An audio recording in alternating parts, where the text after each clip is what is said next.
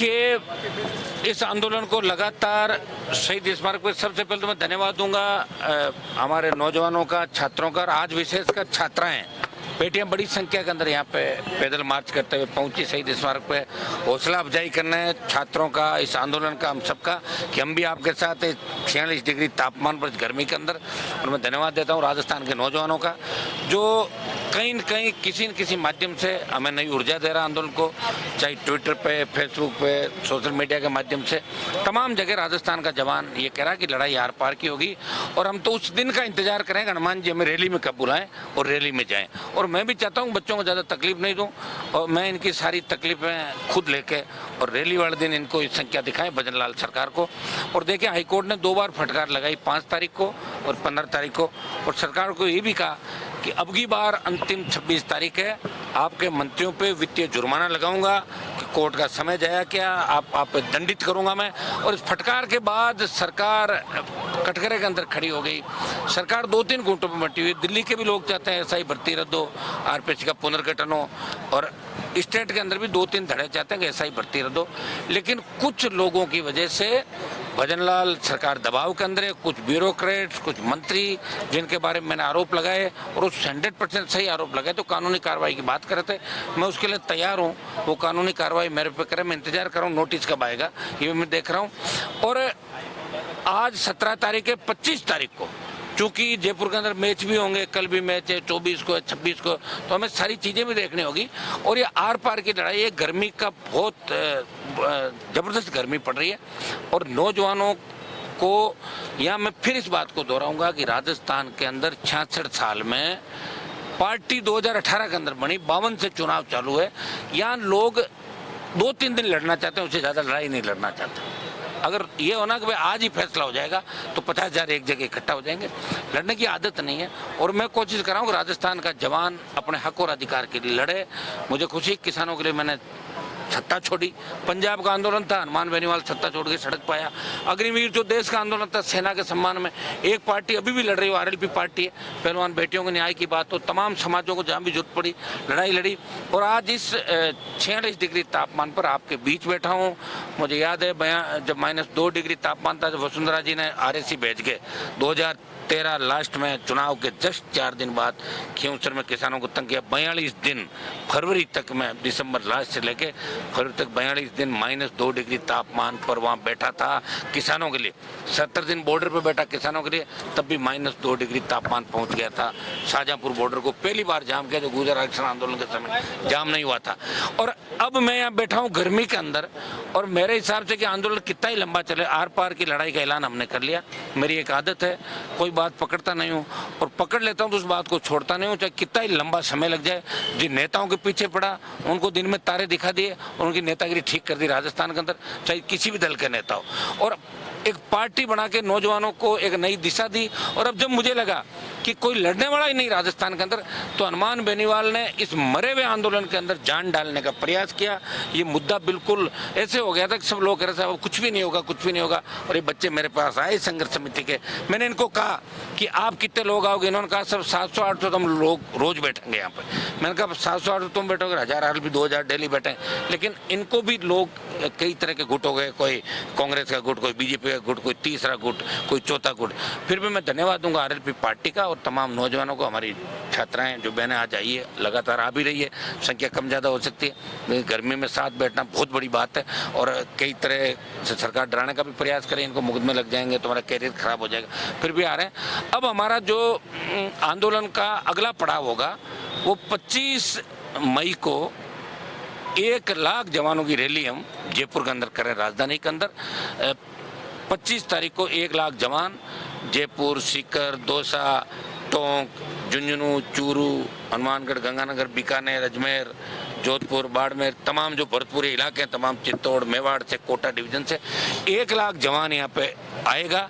और वो जब तक यहाँ से नहीं उठेगा, जब तक भजनलाल सरकार भर्ती रद्द करने की घोषणा नहीं कर दे, आरपीएससी के पुनर्गठन की घोषणा नहीं कर दे, और दोबारा से ऐसी पुनरावृत्ति नहीं हो, इस बात की गारंटी नहीं दे दे, तब तक नौजवान यहाँ से हिलेगा नहीं, उठेगा नहीं।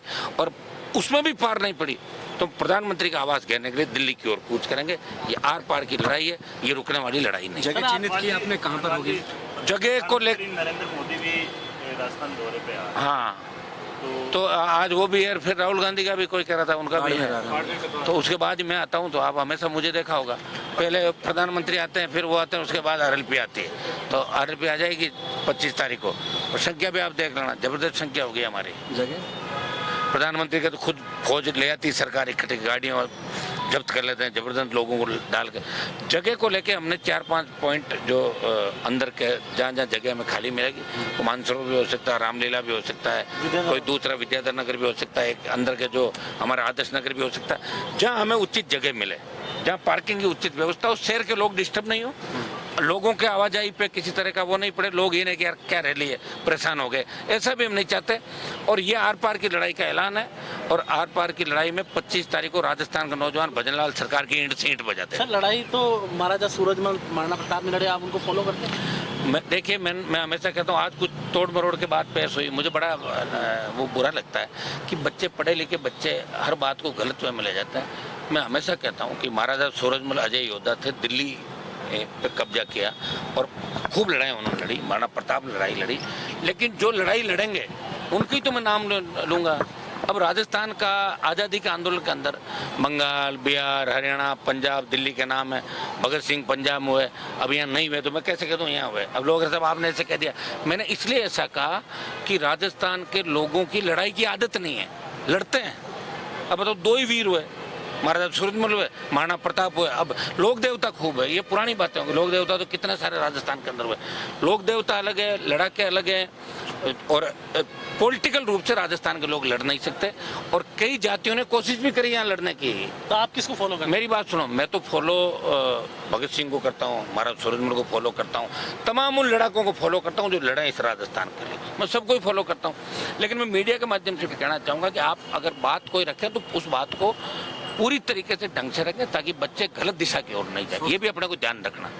सोशल मीडिया वाले तो अब क्या करते हैं कि लोगों से कुछ काम तो होता नहीं है, तो आधे लोगों का तो काम ये हनुमान जी आंदोलन क्यों कर रहे हैं, तो कोई मौका मिले आधी बात सुन के अगला पाठ पढ़े नहीं, उससे पहले शुरू हो जाता है। तो उनको ये सोचना चाहिए कि पूरा जो मेरा भाषण है उसको सुना करें, पूरा स्पीच क्या है।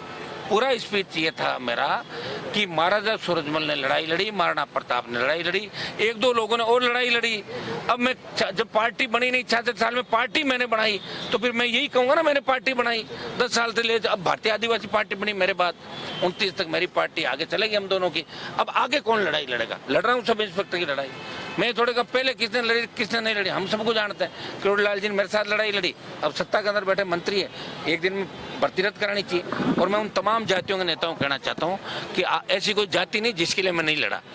और रही अब मध्यकालीन इतिहास ने अगर कुछ बातें लिख दी राजस्थान को लेके, वो मैंने थोड़ी लिखी है, मैंने लिखी क्या? मैं तो फिर भी अच्छा हूँ कि मैं गलत बात नहीं बोलता। अब कोई ज़्यादा लोग दिमाग खराब करें, अनशन बातें करेंगे, तो फिर बातें और निकल पड़ेगी, फिर उससे तो मज़ा नहीं आएगा, फिर दूर तक जाएगी बात।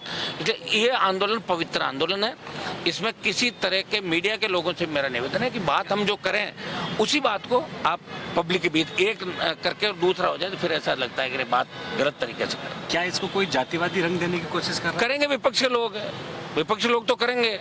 वो ये बात भूल गए कि जब भूंगरा के अंदर आंदोलन हुआ, भूंगरा के अंदर जब गैस त्रासदी हनुमान बेनीवाल था पार्लियामेंट के अंदर सब जाके, उसके बाद लोग है EWS के आरक्षण की बात हुई, जिसमें ब्राह्मण, बनिया, राजपूत, कायस्थ 2016 को जो दिसंबर में 5 लाख लोगों की रैली मैंने नागौर के अंदर करी थी, उसमें मैंने कहा कि आर्थिक आधार पे ब्राह्मण, राजपूत, बनिया, कायस्थ को भी आरक्षण मिलना चाहिए। वो वीडियो क्यों नहीं डाल रहे हैं इस पे? वो डालो ना वीडियो। और मैंने किसी जाति के खिलाफ तो कुछ भी नहीं बोला। अगर मुगलों ने कई वैवाहिक संबंध स्थापित किए, ये तो बहुत से नेता बोलते हैं। आपके राजपूत समाज के एक नेता ने बोला था, देव कुमारी के लिए भी थोड़े दिनों पहले देखा नहीं बोला, औरंगजेब को लेकर बोला उसके फूफा लगते हैं, तो उनको बोलो ना आप लोग। अरे यार क्यों फालतू की बात करते हो? हम सारी व्यवस्था किसी तरह का, हमारा कोई इसके अंदर ये नहीं है कि हम किसी जाति को टारगेट करें। लड़ने वाले को ही लड़ने वाला कहेंगे, और कोई लड़ने वाला नहीं है तो कितना ही सोशल मीडिया पे डाल दो, उसको लड़ने वाला नहीं कहेंगे। और कम से कम मैं तो नहीं कहूँगा, सही को सही और गलत को गलत कहने वाला। अभी लड़ाका सिर्फ राजस्थान हनुमान बेनीवाल। देखिए, मैं चाहता हूँ और लड़ाका है, मैं तो चाहता हूँ सेकंड हमारी जो फौज है, बच्चे तैयार हो। कांग्रेस बीजेपी के मंचों में इनको जगह नहीं मिलती, और किस तरह जो राजस्थान के हालात रहे, बाहर से आके लोग यहाँ रह गए, सीएम बन गए, बाहर से आके पार्टियों में नेतागिरी कर रहे हैं, यहाँ की जातियों के लोगों में दम नहीं है। तो मैं तो ठीक है लोगों को चार्ज कराऊँ, नुकसान क्या कराऊँ, जगा रहा हूँ राजस्थान को। और जहाँ भी आवश्यकता किसी भी समाज को पड़ती है तो मैं सबसे पहले खड़ा, मैं समाज देख के थोड़ी कर रहा हूँ। अब आप ये बताएं, जब इसके अंदर पद्मा का मामला आया, पद्मा किस जाति से थी, दूसरे लोग किस जाति से, क्या मैं ये देखूंगा कि मीणा है, गुजर है, जाट है, राजपूत है, यादव है, या मेघवाल है, या ब्राह्मण है। मेरे सामने जो गलत होगा उसको गलत कहूंगा और सही को सही कहूंगा। कुछ नेताओं की राजनीति आशय पे चलेगी, खत्म होगी तो वो ऐसे ट्विटर पे भी डाल देते हैं, उनको ध्यान नहीं, खुद दूसरे लोग चलाते होंगे उनके, लेकिन चाहे जो डाल देते हैं बाद में तो पश्चाताप करते हैं, अरे यार गलत डाल दिया, तो बोला तो इन्होंने ये था और हमने बिना पढ़ी जल्दी के अंदर नींद में थे और ये डाल दिया। तो बच्चे क्या कुछ बात को लेके मैं राजस्थान के नौजवानों से भी आग्रह करूंगा कि गलत चीज पे आप लोग इस तरह के कमेंट नहीं करें। आप घरों से तो निकलते नहीं हो, खाली कमेंट करने से काम नहीं चलता। आप आओ मेरे साथ आंदोलन के अंदर, मना कर रहा हूँ क्या, ये तो सबका आंदोलन है, राजस्थान को बचाने का आंदोलन है। सब इंस्पेक्टर फर्जी तो हर जाति से बना है, हर जाति का नुकसान होगा जब रद्द होगा। जो निर्दोष है, जिन लोगों ने तैयारी की, उनमें हर जाति के लोग हैं। तो इसको बीजेपी के लोग जातीय रंग देना चाहते हैं, वो कभी भी आरएलपी और राजस्थान का नौजवान बर्दाश्त नहीं करेगा। और ऐसी छोटी मोटी घटनाएं होती रहती है, लेकिन हम उन्हीं लोगों को लड़ाका कहेंगे जो वास्तव में लड़ाके थे, जो लड़ाके नहीं थे और जो पीठ दिखा के भाग गए, उनको कभी भी हम लड़ाका नहीं कहेंगे।